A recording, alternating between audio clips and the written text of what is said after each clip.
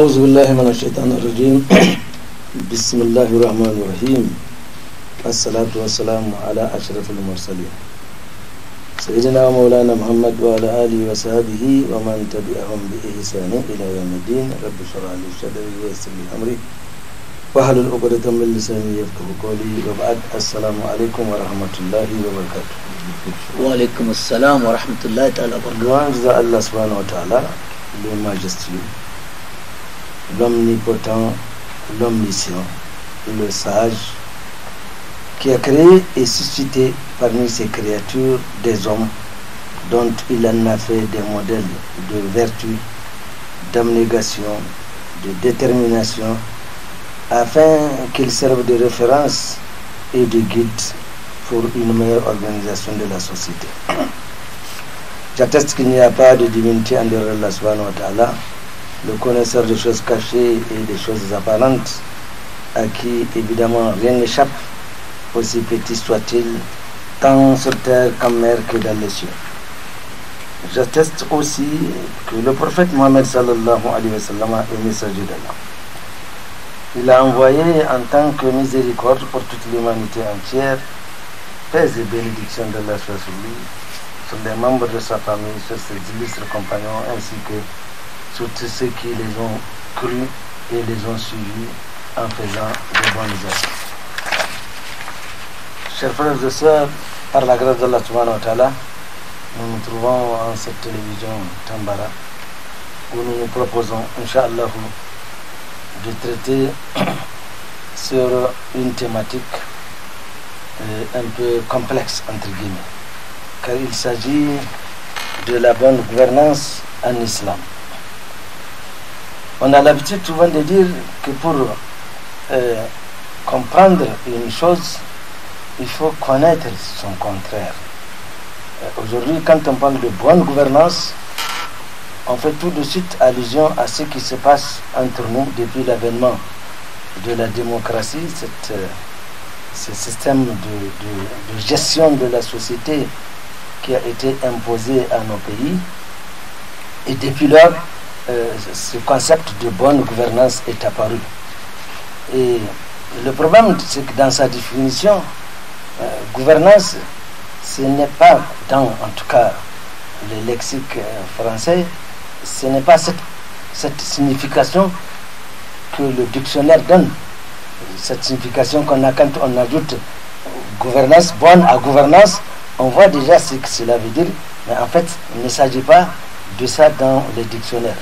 Bon, on fait avec bonne gouvernance, on imagine à peu près ce que cela peut vouloir dire. Mais nous nous sommes intéressés et nous avons posé la question à ceux qui de près sont concernés par cette affaire, et on a fait comprendre que dans la gestion de nos sociétés, la bonne gouvernance se définit comme étant un fidèle et permanent compte rendu de tout ce qu'un gouverneur a accompli ou est en train d'accomplir dans la sphère du pouvoir qu'il exerce, avec en toile de fond, dans la plus grande transparence et dans la totale application de la justice, de la loi, du dialogue social et dans la stricte observation des principes de la démocratie. Voilà à peu près ce qu'on peut expliquer comme étant la définition de la bonne gouvernance, celle qui constitue la manière dont nos sociétés aujourd'hui sont gérées. Nous savons que la démocratie, c'est également un autre concept d'émanation ibliciste, car démocratie, c'est un mot composé de démos et de kratos. Démos veut dire peuple, kratos veut dire donc pouvoir. Et l'éminent homme politicien américain Abraham Lincoln disait d'ailleurs, il définit la démocratie comme étant le pouvoir du peuple, par le peuple et pour le peuple. Et pourtant, on découvre beaucoup beaucoup d'inconséquences dans la démocratie. Quand on dit que c'est le pouvoir du peuple, par le peuple et pour le peuple, alhamdulillah, Inch'Allah, nous sommes en train d'affronter des élections de notre pays. Nous souhaiterons qu'Allah subhanahu wa ta'ala fasse qu'elles se passent dans de bonnes conditions et que Allah subhanahu wa ta'ala nous fasse le bon choix. Je prendrai un cas de figure. L'un des deux candidats pourrait avoir 51%, le deuxième aura combien? 49. Eh bien, selon les principes de la démocratie, c'est 51%, ceux qui sont à 51%, c'est eux qui vont détenir le pouvoir. C'est bien ça. Oui. Et les 49 sont À l'opposition. exclus. Ils appellent même opposants. C'est dire combien il y a cette inconstance, on ne comprend pas. Si la définition est le peuple, pour le peuple et par le peuple, comment peut-on exclure les 49%? Mais c'est comme ça que la démocratie veut, et c'est comme ça qu'on va faire, et on ne peut pas faire autrement. J'estime que ce n'est pas conséquent, mais bon, bref. Donc voilà à peu près cette manière. De l'autre côté, comment on dirige la société. Mais l'islam a sa propre gestion. Autant la démocratie a ses manières, et ses règles, tout ça, mais l'islam également, il en a à travers évidemment l'enseignement que le prophète sallallahu alayhi wa sallam a donné à ses compagnons. Après ses compagnons, les califes bien guidés, etc., etc. Et la bonne gouvernance en islam, elle se trouve insérée justement dans le livre saint de l'islam ainsi que dans les traditions du prophète Mohammed sallallahu alayhi wa sallam. En termes d'entrée de jeu, frère Abdel Fattah, salam alaikum. Qu'est-ce que cela t'inspire comme introduction? Alhamdulillah Rabbil Alamin. Summa salatu wa salam ala ashrafil mursalin. Muhammadun alamul huda wa manar al-yaqin. Dans votre introduction, vous voulez nous définir comment une société doit être gérée. Il y a toujours une manière de gérer. Voilà, une façon de gérer et une façon juste et équitable. La société musulmane, la communauté musulmane n'a rien à apprendre ailleurs. Absolument. Absolument. Tel que Allah subhanahu wa ta'ala a déjà dit Ma farratna min al-kitab min shay. Nous n'avons oublié ou négligé quoi que ce soit. Tout est contenu dans le livre. Bon, maintenant, c'est à nous autres de savoir découvrir le Coran, comprendre son message, savoir l'appliquer. C'est là où se trouve le problème. Et voir comment le prophète ici Sallallahu alayhi wa a sallam. géré la société. Bon. Avant que je ne puisse aller plus loin, je m'en vais citer une référence. Un modèle de comportement. Un modèle de gestion.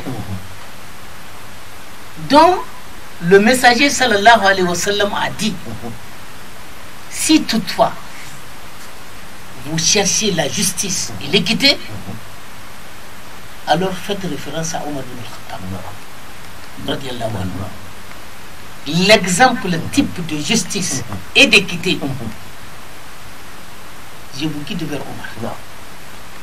Parmi ce que Omar ibn al-Khattab a posé comme acte, une fois, Omar gérait le dossier de ses fonctionnaires. Quand il a reçu la visite d'Ali ibn Abi Talib, radiallahu anhu, et directement il a dit à Ali, qu'est-ce qui t'amène ici? Est-ce une visite privée Ou de travail. ou bien dans le cadre d'une affaire qui concerne la cité? Sayyidina Ali radiallahu anhu lui a dit, pourquoi cette question? Il dit, regarde cette lampe-là qui est allumée. Je consomme du carburant. Si toutefois tu es venu pour une visite privée, je vais l'éteindre. Si tu es venu pour une affaire qui concerne la Oumma, je la laisse allumer. Parce que nous ne devons pas utiliser les biens de la communauté pour nos propres affaires. Ça, c'est une fois, Omar ibn al-Khattab a reçu correspondance de ses gouverneurs en 3 pages. Ou bien, disons, 3 feuilles. Omar a attiré l'attention de ce gouverneur quant à l'utilisation abusive de feuilles et de l'encre. Omar lui a dit: je te demande d'affiner la pointe de ta plume. Secondo, il faut serrer tes écritures. Pour économiser le papier. Pour économiser non seulement le papier et économiser l'encre, on ne doit pas utiliser voilà, les biens de la société d'une façon abusive, d'une façon extravagante. On viendra à ces exemples-là. C'est ça justement. Oui, on va développer. Ces 2 exemples-là vont être développés. Voilà, juste ça, c'est une introduction. Frère Mustafa, salam alaikum. Alaikum salam wa rahmatullahi wa barakatuh. Alhamdulillah rabbil alamin. Wassalatu wassalamu ala خاتم الأنبياء وإمام المرسلين أشرف المرسلين سيدنا وحبيبنا وإمامنا محمد صلى الله عليه وسلم خاتم الأنبياء وإمام المرسلين المصطفى بالوحي والفرقان المتصل بالغيب بالبرهان المبعوث رحمة للعالمين. Vraiment le sujet est extrêmement, comme tu l'as dit, un peu complexe dans la mesure où aujourd'hui la compréhension de cette responsabilité, cette lourde responsabilité de bien gouverner les gens, de bien gérer les affaires de la communauté, les affaires de cité comme on dit, c'est vraiment une compréhension un peu biaisée. Tu l'as si bien défini en décrivant ce que les gens peuvent tout de suite entendre ou comprendre de cette affaire de démocratie. Avant cette démocratie, Allah subhanahu wa ta'ala a dit, depuis la création de Adam, il a dit: nous avons mis devant la communauté un guide, un imam, un dirigeant, un meneur.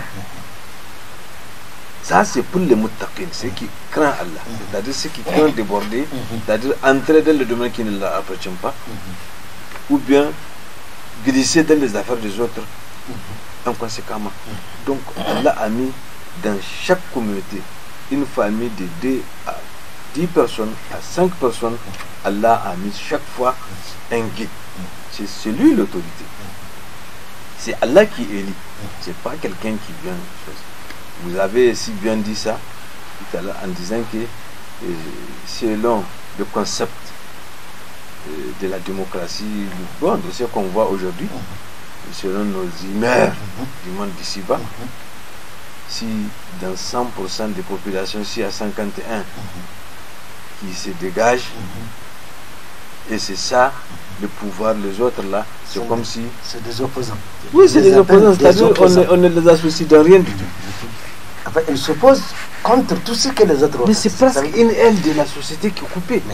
C'est une aile du peuple qui est coupée. C'est comme ça la démocratie. Or, c'est pas... Non, je crois que la démocratie, la bonne démocratie, c'était de se dire, toi, que les 51% là a élu. Tu as besoin de 49? Non, non. C'est-à-dire ce que tu gères là. Il y a aussi c'est pas ton bien, c'est pas le bien de 151 là. Non, ça c'est une évidence. Ce qui fait que si tu mets la force, mets la force. Ça on comprend. Mais pas une bonne gouvernance. Une bonne gouvernance, c'est une gouvernance équitable. Allah a cité un certain nombre de gens qui sont là, qui surveillent la sincérité de cela. Parce que Allah a donné la responsabilité sur un certain nombre de catégories de gens. Ou l'amar, tous ceux qui sont imbus ou investis d'un pouvoir quelconque, ou l'amar, tous ceux qui donnent de l'ordre, tous ceux qui donnent de l'ordre, un directeur dans une école, un directeur dans une radio, un directeur partout. C'est-à-dire ces gens-là, ils ont leur mot à dire quand tout guide suprême. Tout à l'heure, Abdel Fattah a parlé de Omar ibn Khattab qui parlait à ce gouverneur, qu'il a nommé. que normalement le pouvoir là, c'est pas à eux de décider ou bien de faire parce que je vous ai donné un laps de pouvoir. Non, c'est vous et puis c'est fini. Non, c'est-à-dire il faut qu'on échange. Il faut associer aussi à les zikr, des scientifiques, des magistrats, des médecins, les juges, toutes les composantes de la les artistes, oui, les artisans. Il faut les associer.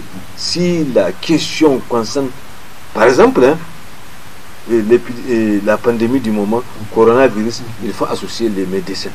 Tu n'as rien à dire, tu as une autorité, tu ne décides pas pour dire que non, non, je décide de vous confiner, vous ne sortez pas sans preuve. Il faut avoir une preuve. Donc, il faut vous référer à Al-Zikr, ils sont là aussi pour gérer ce domaine-là. Et vous allez travailler ensemble avec eux. Donc, n'excluez personne. Et, quelque part, Allah subhanahu wa ta'ala a dit Inna Allah ya'murukum an ta'addu al-amanati ila ahliha, rendez les amanas, c'est-à-dire ça, la gestion, la gouvernance des affaires du peuple, c'est une amana de tout le monde, de 49% de tout ce que vous voulez et de 51% à part égale. C'est comme ça. Si c'est le principe de l'islam, c'est comme ça. Et je dirais qu'il y a un hadith dans lequel le prophète sallallahu alayhi wa sallam a dit, pour magnifier ceux qui font effectivement la gouvernance dans de bonnes conditions, il dit Sab'atun yazulluhum Allah yawma la zilla illa zillahu, n'est-ce pas? 7 personnes, hommes ou femmes, bénéficieront de couverture de l'ombre d'Allah le jour où il n'y a aucune ombre, alors qu'il y a une canicule qui s'abat. Il n'y a aucune ombre qui l'ombre d'Allah. Ces 7-là, ils sont couverts par cette ombre. Et en tête, qui c'est? En tête, Imam Adil. Un dirigeant honnête, un dirigeant droit, un dirigeant équitable, juste, qui ne fait pas de distinguo, qui ne fait pas de séparation, qui ne fait pas d'exclusion, qui est un rassemblé. Donc par rapport à ça, et lui il est le premier, comme tu dis, à la tête de quel. Donc il y a d'autres aussi, tels que par exemple un imam, tel que par exemple celui qui détient une parcelle de responsabilité sont là-dedans. Donc moi je crois que Ismaël, par rapport à ça là, la bonne gouvernance, pour ceux qui devraient, ou bien ceux qui sont investis à le faire, il faut qu'ils l'apprennent chaque jour. C'est pas qu'ils ont déjà appris parce que non, c'est le peuple qui m'a élu, donc je connais tout, je détiens tout. Non, il faut apprendre comment gérer les gens. Il faut apprendre comment, parce que tu as de compte à rendre, tu l'as dit. Et il y a beaucoup de hadiths qui disent Wallahi, à partir de ce monde d'ici-bas. Il ne faut pas dire que non, il faut que je m'aime d'abord pour rendre compte. Non, c'est ici. Ici, tu vas rendre compte ici. Donc, la bonne gouvernance, c'est prendre en compte tout le monde. Prendre en compte tout le monde. La démocratie, l'État, cette affaire de concept de l'État, comme a dit, je l'ai toujours dit, un Pakistanais, un intellectuel pakistanais, il a dit que l'État est né le jour où l'affaire de tout le monde n'est l'affaire de personne. Il n'y a personne qui peut prendre. Eh bien, l'État est né ce jour-là. On dit, bon, voilà l'État, c'est lui, il y a l'Assemblée, il y a le gouvernement, il y a ceci, il y a les maires, il y a les gouverneurs, il y a ceci, il y a cela. Donc voilà l'État, voilà ceux qui vont gérer les choses. Parce que les affaires de tout le monde,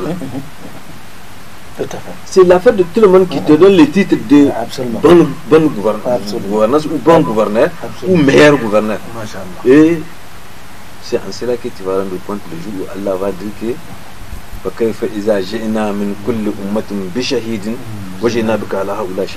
le jour où Allah va demander comment tu vois la situation, comment serait la réaction des gens le jour où on va amener pour chaque communauté quelqu'un qui va témoigner. S'il a bien géré, s'ils ont bien fait les choses, s'il les a appris, c'est qu'Allah a dit de leur apprendre, c'est-à-dire leur foi, leur prière, leur justice, leur cohabitation, leur bonne vie. Est-ce que qui peut témoigner? Et que ce jour-là, on t'amène toi, Mohamed, pour témoigner sur ta communauté. Comment c'est serré? Allah se pose la question par la grandeur de compte à rendre ce jour-là. Mais il faut se le dire. Wallahi, ce compte-là, c'est ici, à partir d'ici. Hein. Il ne faut pas dire qu'on va mourir d'abord. Non, non, c'est ici que tu vas rendre compte de ce que tu as fait des affaires de tout le monde. Tout à fait. Alors, si toutes ces définitions, aussi sommaires soient-elles, être acceptées, alors nous pouvons dire avec une conscience tranquille que l'islam a fait de la bonne gouvernance, et cela depuis 14 siècles, un credo religieux, un élément de mesure de la foi et un constituant de la loi. Car les notions de justice sociale, ce qu'on veut nous faire apprendre ici, de transparence dans la gestion des biens communautaires, on le dit, mais on voit comment les choses sont gérées, et la consultation à propos des affaires de la société ont toujours constitué le cadre de référence dans la conduite de ceux à qui, en islam, Allah a accordé un pouvoir et qui s'en sont honorablement acquittés. Et c'est ce qui fait justement de cette société du prophète de l'islam, où Allah nous dit kuntum khayra ummatin ukhrijat lin-nasi ta'muruna bil ma'ruf wa tanhauna 'anil munkari wa tu'minuna billah. Vous êtes la mère de communauté qu'on est sorti de l'humanité. Pourquoi? C'est pas pour nos beaux yeux, non. Ta'muruna bil ma'ruf, vous recommandez le convenable, vous évidemment évitez et combattez, vous interdisez ce qui n'est pas bien, ce que Allah subhanahu wa ta'ala a interdit, et vous croyez en Allah subhanahu wa ta'ala. Tu l'as si bien dit tout à l'heure, l'islam n'a absolument rien nommé, et le premier exemple de la gestion, de la bonne gouvernance entre guillemets, c'est le prophète sallallahu alayhi wa sallam qui l'a appris à ses compagnons. Oui, tel que je l'ai dit tout à l'heure, Omar ibn al-Khattab a été formé à l'école de la prophétie. C'est une référence. Et quand Omar, dans ce hadith, a dit à Sayyidina Ali radiallahu anhu, si tu es venu pour une visite privée, j'éteins la lampe. Si tu es venu pour l'affaire concernant la Oumma islamique, alors on laisse la lampe. Voyez, à cause de quelques gouttes de pétrole ou d'huile, il craint qu'on lui demande des comptes. Le bilan de ses actions devant Allah subhanahu wa ta'ala le jour des comptes. Et aujourd'hui, des gens qui détiennent le budget d'une administration, ils jouent avec ce budget. Tel que l'essence qu'on aura donnée à un responsable. Des véhicules de service. Qu'il va aller transformer dans une situation, qu'il va mettre dans sa voiture pour circuler, pour aller déposer ses enfants, et vice versa. Ok. La situation est très très très grave. La situation est très très grave. L'islam n'accepte pas des choses pareilles. Aujourd'hui, c'est des pratiques qui sont courantes. À une fois que vous avez cette possibilité, vous en et d'ailleurs même, beaucoup de gens cherchent cette place de responsabilité pour aller dilapider tout ce qu'on leur donne à gérer. Jusqu'à ce que certains disent que non, on ne m'a pas donné un bon poste, c'est un coquille vide où il n'y a rien de bon. Mais c'est inquiétant. Et vous voyez encore, une fois, quelqu'un a osé prendre dans le bulletin de la guerre un lacet ou une ficelle avant que le bulletin de guerre ne soit partagé. Celui-là, il est mort à la guerre comme martyr. Les gens l'ont félicité, ils ont apporté la nouvelle vers le messager sallallahu alayhi wa sallam. D'abord, on l'a lavé, on l'a mis dans le linceul et on a invité le prophète sallallahu alayhi wa sallam à venir prier pour lui. Il dit, ça ne m'engage pas. Allez-y faire la prière pour votre frère, ça ne m'engage pas. Un lacet. Un lacet. Du train de guerre. Ce n'est pas un lingot d'or qu'il a volé. Non, non, non. Ce n'est pas une valise pleine de pétrodollars qu'il a volé. Mais un lancé. Ça veut dire qu'en volant un lancé... Là, le prophète sallallahu alayhi wa sallam veut attirer l'attention non seulement de ses compagnons et de nous autres qui venons derrière, que le bien public est sacré. Mais les gens aujourd'hui, nous jouons avec ça. Quelles sont les utilisations que nous faisons de l'électricité, de l'eau? Quelles sont, tout à l'heure, dans ce que Omar a dit par rapport et à son gouverneur, les papiers de rame, les bics qu'on donne, qu'un chef de personnel doit gérer, dont il emporte pour aller distribuer à ses parents et connaissances à la maison. Les bons d'essence qu'on distribue aux gens, les insecticides, les paquets de lait qu'on donne et autres. Détourné. Et on vit aussi de tout un chacun. Et ce qui est plus grave, le temps de l'État. Le temps de travail. Le temps de travail. Tout à fait, tout à fait. Chaque salarié de la fonction publique a un temps. À quel moment il doit commencer le travail? Et c'est un contrat signé. Et à quel moment il doit descendre? Aujourd'hui, beaucoup parmi les fonctionnaires, ils viennent au service quand ils veulent. Ils sortent aussi quand ils veulent. Ils travaillent quand ils veulent. Comme ils abandonnent le poste quand ils veulent. Et ils travaillent quand ils veulent. Parce que c'est l'État. Parce que c'est l'État. Est-ce que si c'est dans une société, là où les gens sont pointés, est-ce que nous, on ose cela? Allez-y même dans les domiciles des gens. Vous embauchez une boesse à 30 000 francs le mois. Elle s'absente l'équivalent d'une semaine. Est-ce qu'à la fin de la semaine, à la fin du mois, vous allez lui donner comme s'il a pleinement travaillé.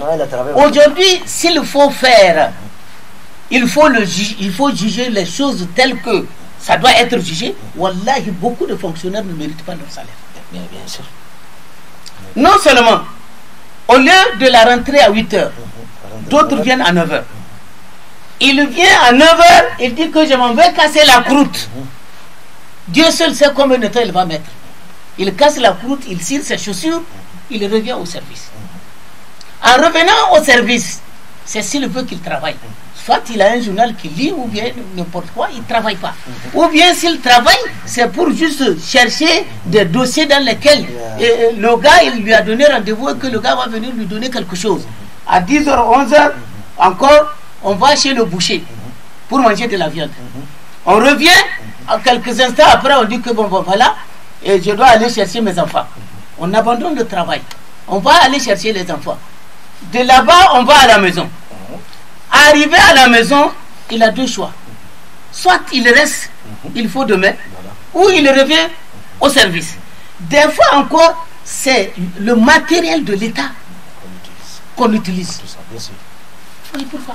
Tout ça. Et aujourd'hui, c'est au vu et au su de tout un chacun. Et on se dit que nous sommes dans un état de droit. Mais est-ce que l'État a été mis dans ses droits? Est-ce que la population a été mise dans ses droits? Non. Et surtout là où la situation est très grave. Nous sommes nombreux qui avons eu la chance d'aller à l'école gratuitement. On nous a donné cahiers, bics, livres gratuitement. On nous a donné des allocations. À la fin, on doit venir servir la nation. Et maintenant, on est contre la nation. Et est-ce que ça là, ce n'est pas grave? C'est même très grave. Et je rappelle que... Et c'est dans ce cadre-là que toi, et musulman, tu es en train de travailler. Sans oublier les grèves qui sont rémunérées. Il n'y a pas de service et on paye. Et on paye. Je rappelle que le frère, il n'y a pas longtemps qu'il est sorti de l'administration, donc il en sait bien quelque chose. Et c'est la meilleure façon de dénoncer ces travers-là. On pense que les biens de l'État n'appartiennent à personne. Non. Et on parle toujours de bonne gouvernance. En islam, c'est pas pareil, frère Mustafa. Vous savez, je vous ai dit que tout est normalement commandé par la tête, par un chef qui est Allah. On ne t'a pas éduqué, on ne t'a pas donné parce que c'est pas tout le monde qui connaît par exemple la gestion.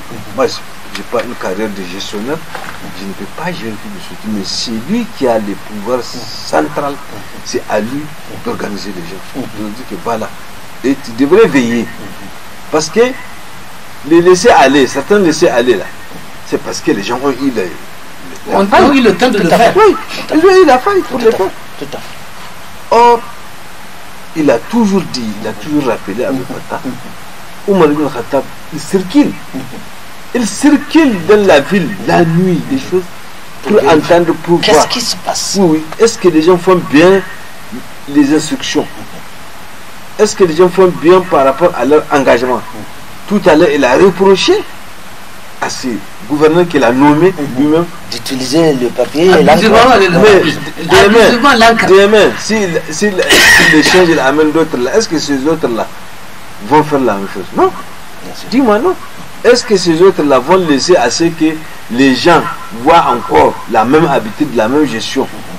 Est-ce que l'entité que ces gens-là dirigent vont voir les mêmes actes continuer qui va les mettre en insécurité? Parce que ici c'est même mettre les gens de la communauté qui gèrent en insécurité, parce que ces biens va diminuer et on va les chercher au moment opportun, on ne les trouve pas.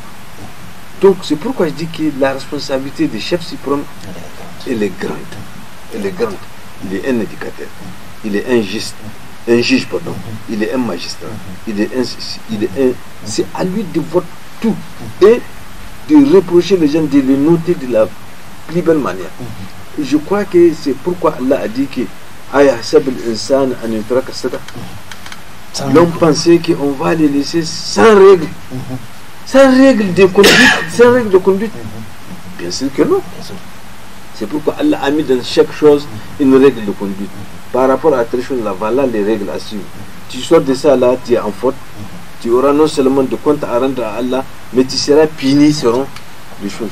C'est de la même chose, hein, parce que les ulul amr, les al zikr, les ulama, les ceci, mais tous ces catégories de gens là, ils sont les héritiers du prophète. C'est-à-dire ils font le travail que le prophète a laissé. Tous les prophètes se complètent. C'est-à-dire c'est une suite logique que notre responsabilité elle est grande.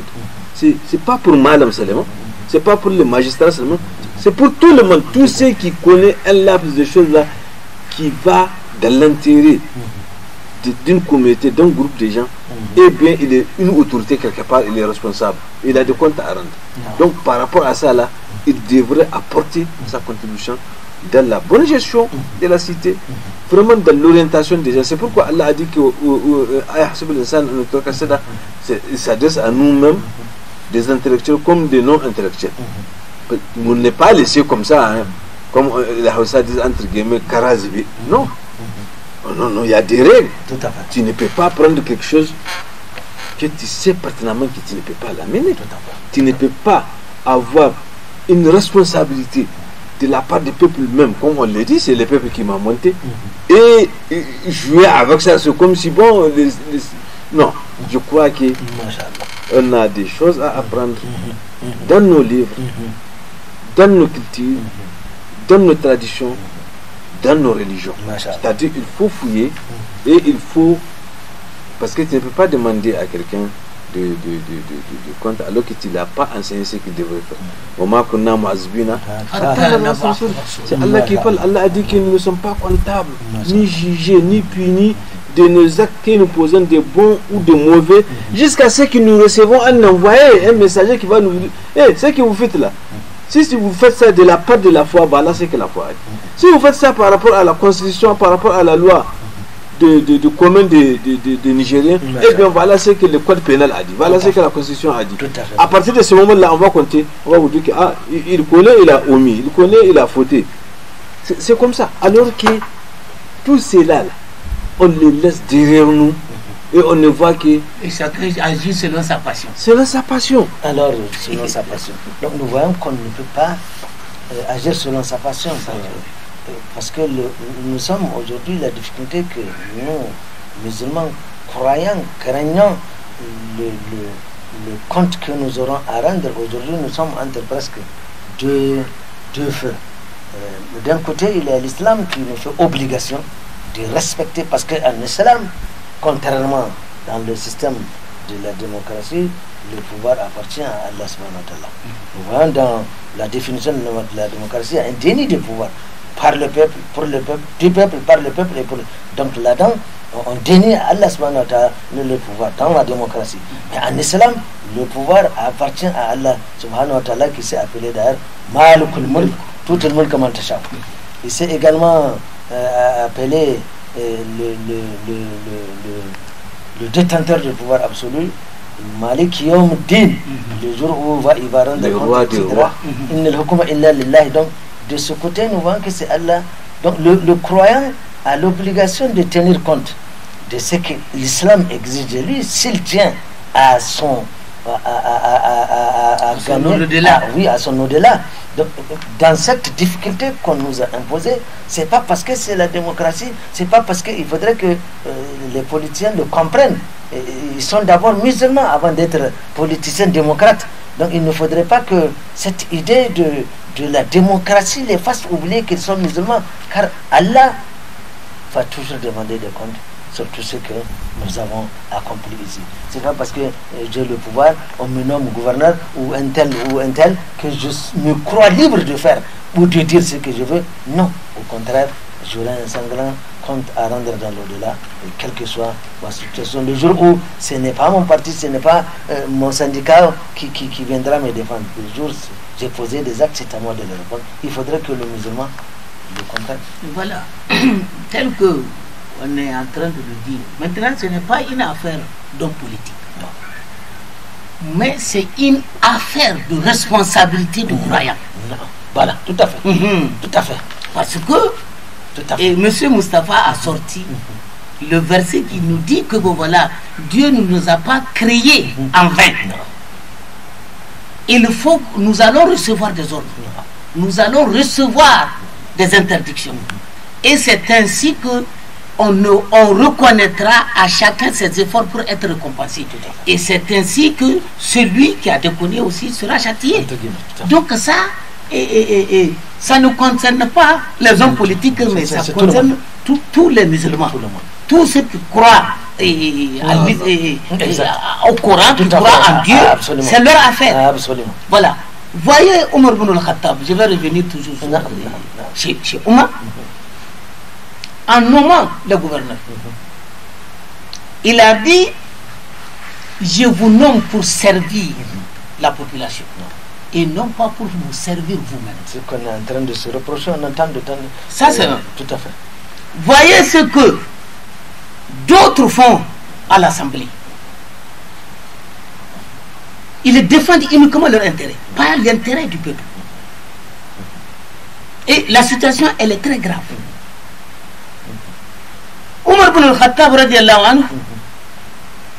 anhu, en contrôlant, en faisant des visites surprises de ses gouverneurs, il était allé dans une région.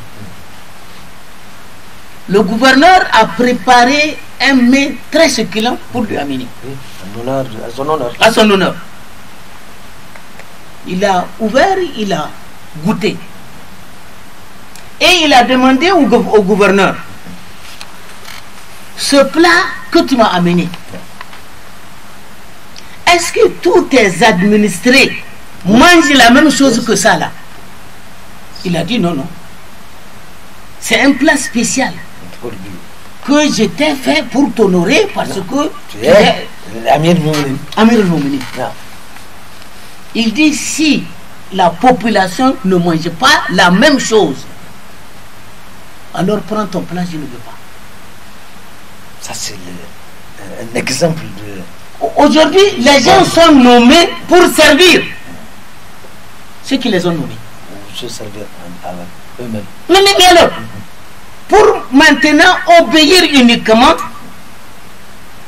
à leur chef qui les ont amenés à cette place. Et on parle toujours de bonne gouvernance. Et on parle de bonne gouvernance. Comment on n'a jamais entendu mauvaise gouvernance, c'est toujours non, non, c'est toujours bon. En réalité, elle est mauvaise. Oui, la gestion, voilà.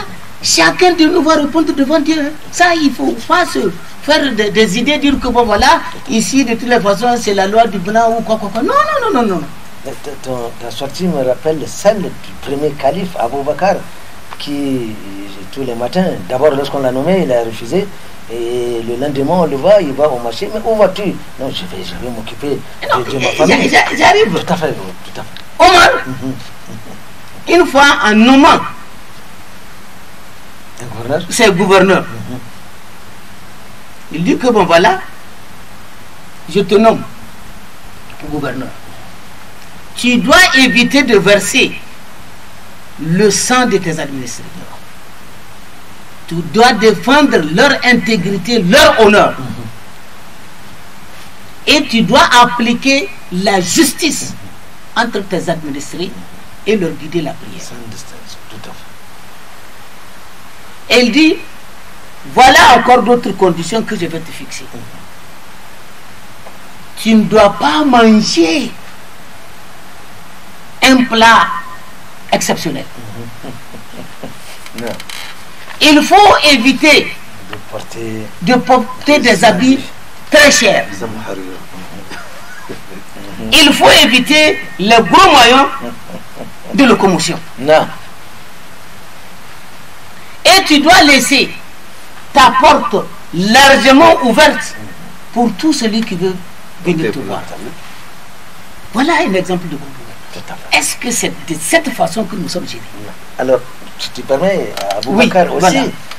Il a été donc élu calife, et ensuite il partait au marché, on dit, mais où vas-tu? Je vais m'occuper de ma famille. Il dit non, on te fait un salaire. Donc on lui a fait un salaire, et sa femme, quand il a donné les foguinés, elle est arrivée à faire quelques petites économies, et un jour elle a préparé un mets, comme tu dis, succulent. Abou Bakr en rentrant, il dit, mais qu'est-ce qui se passe? Parce que la couleur de la sauce a changé. Elle lui dit, oui, ce que tu me donnes comme foguiné, là, je suis parvenu à faire quelques petits. Ah bon? Nous touchons donc du trésor de l'État plus que nous en avions besoin. Et il a décrété la diminution de son salaire. Je répète, il a signé le décret lui-même qu'on diminue son salaire. C'est dire que la bonne gouvernance, c'est bien ça. On la trouve en islam et les exemples sont difficiles à appliquer. Mais vous savez, ce que vous dites là, non. Je crois qu'Abou Bakr a fait des milliers et des milliers de ces genres d'exemples. Non. Et effectivement, c'est une leçon qu'il donne. Malheureusement, les gens n'apprennent pas. Non. Tout ça là, c'est pour que tu gères sincèrement de ta famille jusqu'à la communauté. Tout à fait. De ta famille jusqu'à les quartiers, jusqu'à la ville où tu es. De ta famille jusqu'à les hameaux dans lesquels tu es. Omar ibn Khattab, un jour, le prophète sallallahu alayhi wa sallam a eu des visiteurs. Ce sont des gens qui ont été persécutés à la Mecque. Ils ont immigré vers la ville du prophète sallallahu alayhi wa sallam. Le prophète a dit, bon, chacun n'a qu'à amener sa contribution pour qu'on fasse vraiment une hospitalité à nos autres qui sont là, qui sont persécutés, non quittés avec rien de chez eux. Maintenant, chacun n'a qu'à aller voir une petite mesure de sa contribution de manger pour amener. Eh bien, le prophète a toujours l'habitude de faire ça. Il a donné l'ordre, les gens, tout le monde va, il partage sur 5, il prend les dés, il laisse 3 pour sa famille, il amène. Le prophète demande, combien tu as amené? Non, moi j'ai partagé en 5, j'ai amené 2, j'ai laissé 3. Il dit, Hassan. Et toi, qu'est-ce que tu as amené? Voilà. Et toi, qu'est-ce que tu as amené? Omar ibn Khattab a amené la moitié. Il dit que lui, il n'y a pas comme lui. Il a amené la moitié de ce qu'il a chez lui, sa provision, sa richesse, tout. Il a divisé par 2, il a amené la moitié. Et il dit, qui dit mieux? Maintenant, on attend de voir Abou Bakr Siddiq. Abou Bakr Siddiq est venu, il a amené le tout, il a posé. Le prophète l'a demandé, Abou Bakr, quelle mesure tu as amené? Qu'est-ce que tu as laissé à ta famille? Il dit, j'ai amené le tout, je les ai laissés Allah et son prophète. Il dit, comment tu fais ça? Mais comment tu vas punir ta famille pour laquelle les comptes te sera demandé? Pourquoi toute ta richesse tu amènes, tu laisses ta famille?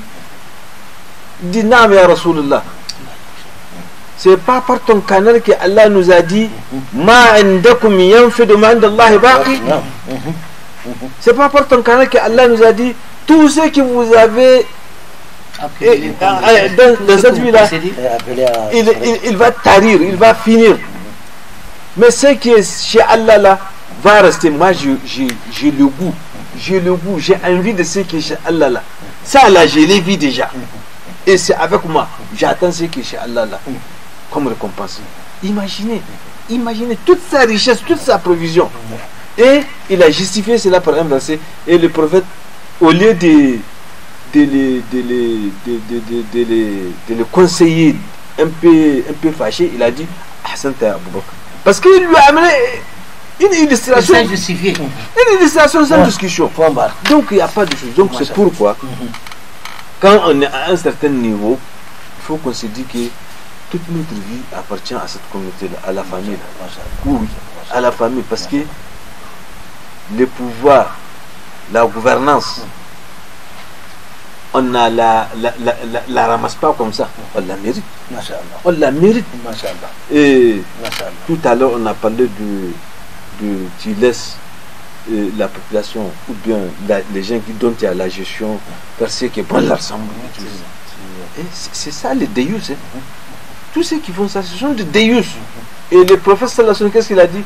Là, il y a le jannata. Déus. Les jeunes n'auront pas. C'est pas. Quand on dit, quand le prophète sallallahu alayhi wa sallam ou bien un verset dit que tu n'auras pas telle chose là, il ne faut pas te dire que non, c'est toi attendre le qiyamah pour que ça là soit activé. Non, c'est à partir d'ici. Je le rappelle, c'est à partir d'ici que tous ceux qui ne vont pas avoir la partie forte, tu vas les rencontrer. Et là-bas, là, il sera encore pire parce que là-bas, il n'y a personne qui va justifier ou te défendre.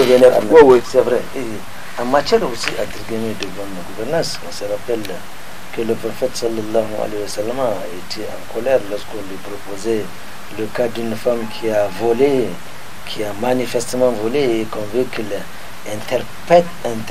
intervienne pour que cette femme ne soit pas châtiée. Le prophète sallallahu alayhi wa sallam a dit que même si c'était sa propre fille, même si c'est Fatima, même si c'est Fatima qui aurait volé, j'allais lui couper la main moi-même. Toujours ton Omar, lorsqu'il a été nommé, il a rassemblé sa famille nuitamment. Il dit à partir du maintenant, je vous mets en garde. C'est pas parce que vous êtes soit le fils de Amir, soit la femme du Amir, que vous allez voir votre vie changer ou que vous allez vous comporter de cette façon, de la façon dont vous voulez. Donc nous voyons en matière de justice, parce qu'on parle de justice toujours, on n'a rien à prendre à l'islam. Avant qu'on ne vienne au niveau de la justice encore, toujours concernant les deniers publics. Sayyidina Ali radiallahu anhu nous fait savoir que quiconque aura trompé les musulmans, quiconque aura pris un franc, un euro, c'est-à-dire une malversation dans le bien de la communauté, se verra dresser un pont sur le feu de l'enfer le jour de la résurrection. Et on demandera à ce monsieur de venir traverser. Une fois qu'il sera au milieu, le pont va s'affaisser. Et il va se retrouver dans l'abîme de l'enfer. Puisqu'il a dit voilà, à cause d'un franc. Aujourd'hui, imaginez-vous les gens qui détournent des millions et des milliards de la communauté sans se soucier. C'est pas possible. Certes, on peut s'échapper de la justice humaine, mais wallahi, on ne peut pas s'échapper de la justice divine. Où les gens ils pensent que bon voilà, on a fait. Personne ne peut nous avoir. Wallahi, c'est faux. Personne ne nous a vu, personne ne sait. Non, wallahi, c'est faux. Wallahi, c'est faux. Wallahi, c'est faux.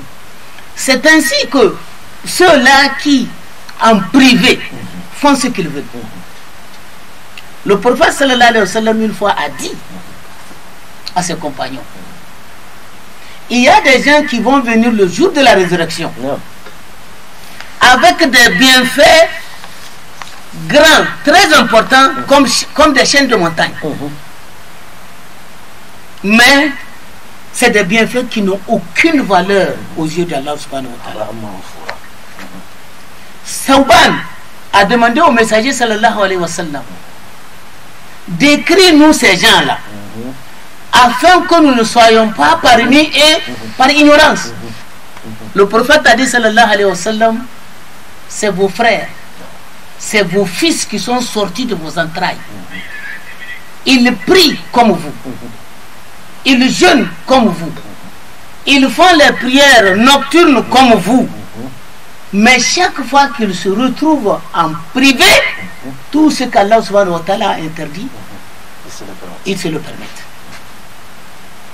Aujourd'hui, vous allez voir dans un service donné, l'on va dire que bon voilà, l'eau ne coule pas dans le WC, que tout est bloqué, maintenant il faut venir curer. En curant, qu'est-ce qu'on trouve? Des capotes. Quels sont ceux qui ont pratiqué? Ce sont toujours nos frères musulmans, les responsables. Bon, des gens pareils, le prophète a dit, sallallahu alayhi wa sallam, ils ne vont pas rentrer au paradis. Tous les bienfaits qu'ils auraient faits, quelle que soit leur grandeur, n'aura aucune valeur devant Allah subhanahu wa ta'ala. Et c'est dans ces conditions que les gens pensent être malins, être intelligents, ils font tout ce qu'il faut. Donc nous sommes là en train d'attirer l'attention de nos frères. Je vous ai dit que le temps que les gens volent au niveau des services, quelqu'un va aller, quelqu'un peut-être a été nommé à un poste de responsabilité. Maintenant, il a fini son contrat là-bas, ou bien on l'a gommé. J'arrive. Au lieu de revenir au premier point, là où il a quitté, il refuse, il reste à la maison, il attend encore un autre décret. Pendant tout ce temps encore, il est en train de toucher de salaire sans travailler. Ou des gens qui vont aller aux études, ils reviennent, ils restent à la maison. Moi, je n'ai pas encore de bureau, on ne m'a pas encore affecté. Tu fais 4, 5 mois, 6 mois, tu es à la maison, tu ne travailles pas, tu touches des salaires. C'est là, qu'est-ce que ça veut dire? Tout ce que tu touches là, c'est haram. Des gens vont venir au travail, peut-être ils ont été exclus pour des raisons qui leur sont propres, ou parce qu'ils ont été ministres ailleurs, on les a ramenés maintenant à leur poste de responsabilité. Le directeur a peur de lui parler. Il vient peut-être le matin, il fait 1 heure de temps, et 2 heures de temps, il va dans un autre service pour aller travailler. Ça lui fait double emploi. Tu touches de l'illicite ici, que tu ne mérites pas, tu vas ailleurs encore. Le temps que l'État t'a déjà payé, tu l'utilises encore ailleurs pour toucher de l'argent. Ça veut dire quoi? Tout ça là, c'est haram. Il faudrait qu'on pense qu'un jour, nous allons mourir. Et Allah subhanahu wa ta'ala va demander à tout un chacun quelle est l'origine de ta richesse et comment tu l'as dépensée. Est-ce qu'on est prêt pour répondre à des questions pareilles? Il faut qu'on sache que c'est vrai même si on n'est pas prêt. Si on n'est pas prêt, donc il faut arrêter. Cela, ça concerne tout le monde. On va mourir. Allah subhanahu wa ta'ala va nous demander, bon voilà, tu as 1 milliard, tu as 1 million, tu as 200 000. Comment tu as fait pour réunir 200 000? Licite ou illicite? Ça, si c'est licite, maintenant, tu l'as utilisé comment? Comment les villas sont construites? Comment les véhicules sont achetés? Alors que le messager nous a dit, sallallahu alayhi wa sallam, le jour de la résurrection, des gens qui ont reçu un bœuf comme pot de vin, ou d'une façon illicite, ils vont transporter le bœuf sur leur tête, en train de beugler. Oh messager, oh messager, oh messager. Je vais leur dire que bon voilà, je me désengage, je ne te reconnais pas. Mon message t'est parvenu, tu l'as ignoré, je ne te reconnais pas. Ceux qui ont reçu maintenant les villas illicitement, voyez, nous on n'a même pas honte. Quelqu'un qui a 200 000 ou 300 000 francs de salaire et qui achète une villa de 35 millions cash. Où est-ce qu'il a eu l'argent? Il a eu l'argent où? Et le gars, il peut posséder 2, 3 ou 4 villas. Et il s'enorgueillit que voilà, et que lui, il est bon, il est intelligent, il a fait ceci, il a fait cela. Et c'est la bonne. Donc, voilà, et tout ça là, ça va nous rattraper. Subhanallah. Donc il est temps, cher frère Moustapha, qu'on prenne conscience de cet état des choses. Non, moi, c'est pour un peu compléter ce que Abdel Fattah a dit.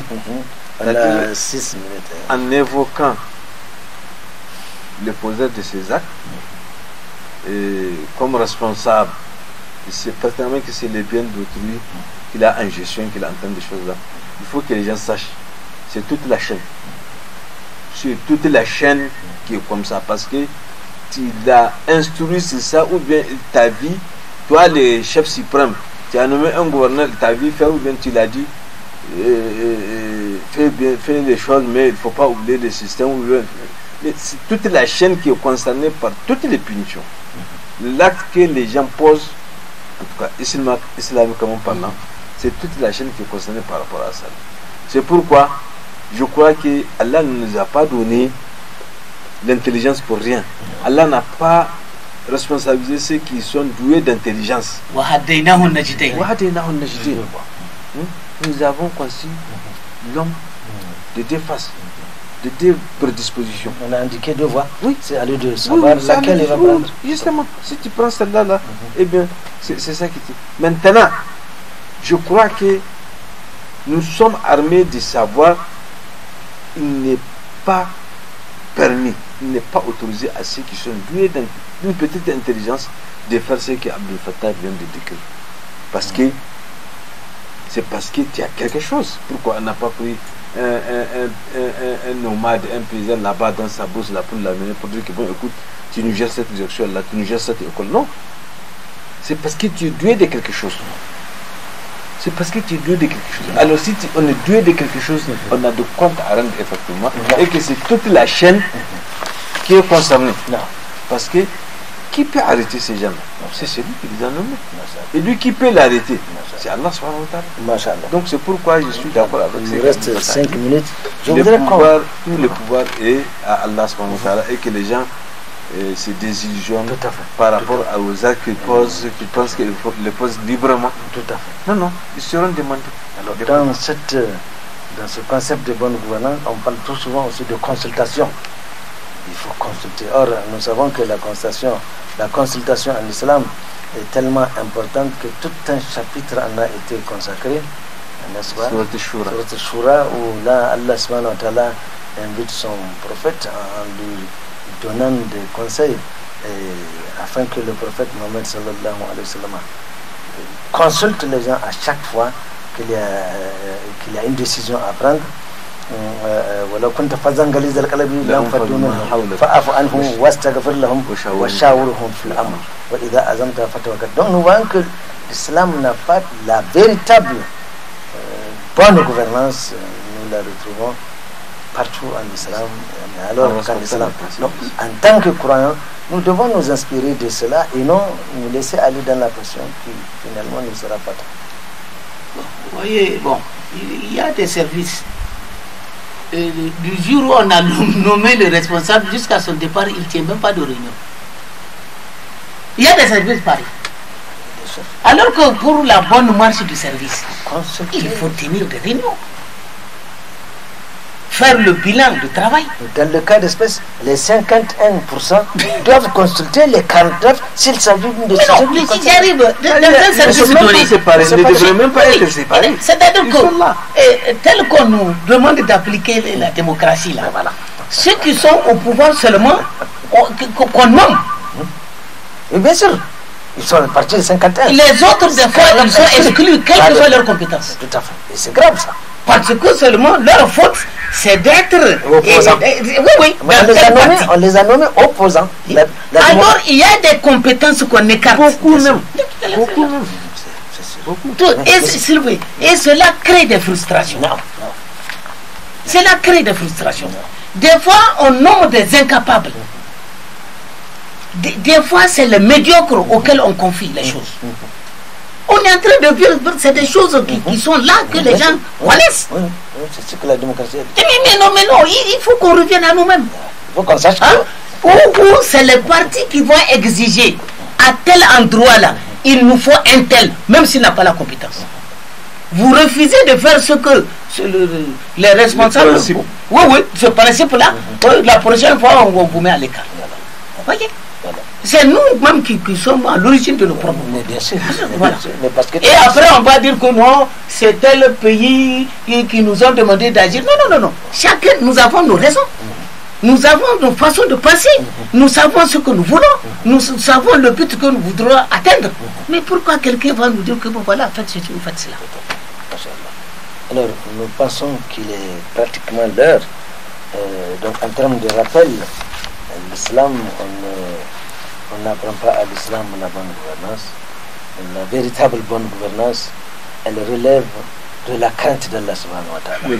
Il n'est pas dit que dans ce système-là, même de la démocratie, si un temps soit peu on craignait Allah subhanahu wa ta'ala, on allait se comporter conformément à ce que Allah subhanahu wa ta'ala aime et agrée.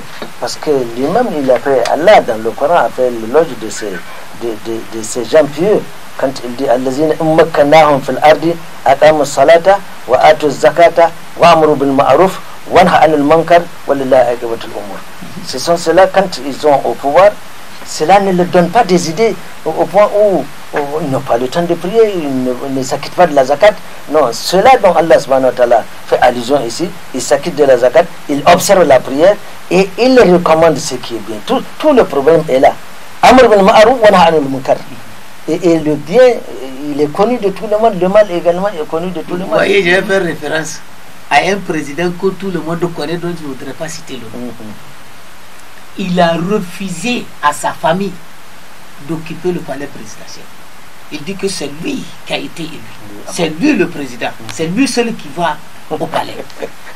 Vous savez, tout à fait. Alors c'est tant qu'il y aura quelqu'un qui va nous donner un lobby, un morceau du pouvoir à quelqu'un, il y aura toujours des choses. Parce qu'il faut d'abord mesurer. Ne confiez pas à l'Umma à de n'importe qui, quand même. Parce que le prophète sallallahu alayhi wa sallam a dit Iza usnida al-amr ila ghayri ahli fantazir sa'a.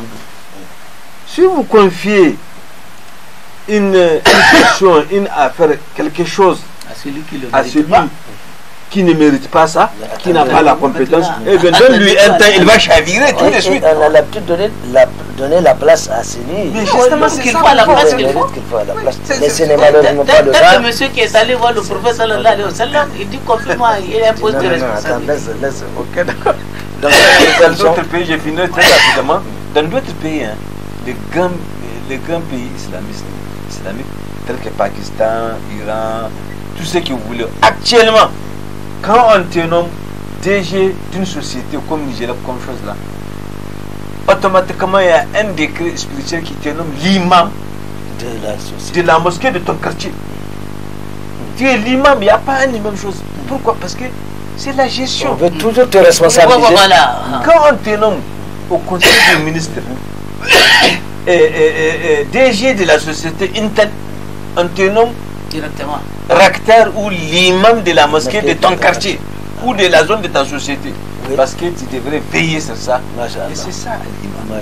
C'est pour dire donc qu'il n'y a pas de leçon à apprendre. L'islam, c'est dans l'islam, on n'apprend pas l'islam la bonne gouvernance. Nous pensons que ce petit rappel aura à servir quelque chose, en tout cas comme un réveil de conscience et de prise surtout de conscience des uns et des autres, de la responsabilité que chacun a et du compte que nous aurons à rendre individuellement devant Allah subhanahu wa ta'ala dans l'au-delà. Frère Mustafa, tu nous clôt cet entretien par une prière.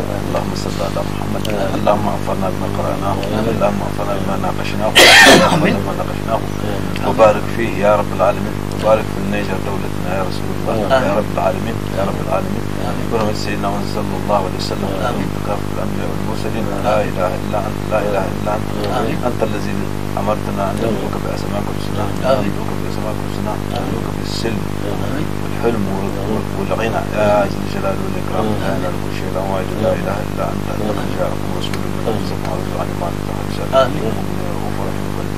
حسبي الله لا اله الا هو عليه توكلت هو رب العرش العظيم اللهم استرنا اللهم استرنا اللهم استرنا ديننا وديننا اللهم استرنا ديننا وديننا سبحان ربك رب العزة عما يصفون والسلام على المرسلين والحمد لله رب العالمين والسلام عليكم ورحمة الله وبركاته. L'élément, Inch'Allah, sera rediffusé le jeudi à partir de 17h. Wassalamu alaikum.